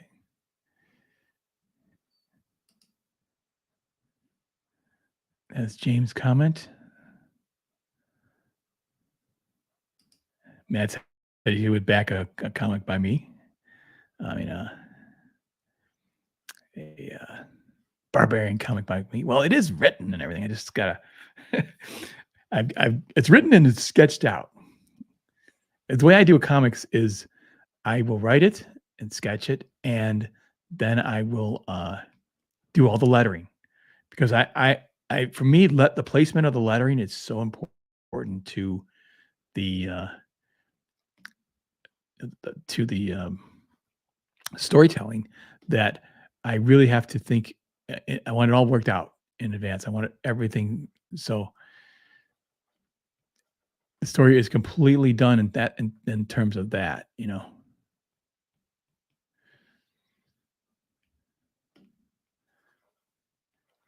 But I've tried to do the art several times and it sucks. It's like you guys would probably think I'm crazy, but like not. Like I did the first 4 pages like 5 times because it wasn't good enough. It's got to be so good. It's got to be beautiful. It's got to what I can only describe it as it's got to have a soul. I know when I draw something and it's got a soul, I can't explain exactly, but I look at it and I get it right. It's like yeah, yeah, yeah, that's it. That's what I wanted. That's what I can't even, I don't know what I'm doing when I half the time when I'm approaching these drawings and then but when it's on point, it's just like, it's just singing. And, Creative Faye was kind of talking about it being magic. There's certain pushing you in the creative muse, whatever that is. So yeah, this is I still got really I got 1, 2, 3 figures to do left to do in here, and I'll go back and revisit some of these others. And then I'll the crazy thing is I'll cover it all up. You'll see in the final piece, like it'll be covered with a lot of layers. I say I gotta put this above that. Let me see. I got this.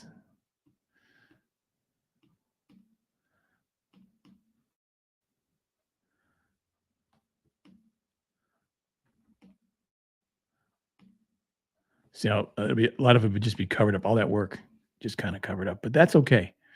I don't care because I'm getting to the, the piece that I look that I want. See, maybe something like that.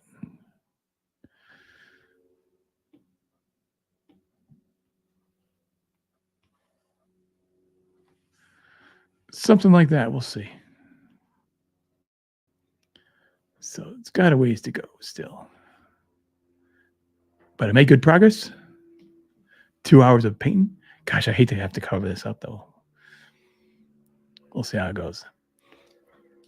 Anyways, thank you everyone for showing up here. See if there's any comments, leaving comments. Uh, Mikhail, ever thought of doing a review stream? I've got a 90 comic book written, but I'm not sure if my art skills are good enough. Um, Not really. And as a matter of fact, the professional guys, we pretend to not want to look at other people's works because there's always a danger of people saying, "Hey, you took my idea," or something like that. And so, like, if you send stuff to people say to review a story or something like that, they'll generally not like movie companies the same way. They won't want to look at it because they just don't want to be in any way, any potential problem there with plagiarism or something like that. So tend to not review stories and stuff like that. But if they're done, if they're completed, then yeah, that's a little different. Maybe you can do a review of that, something that's been printed and stuff.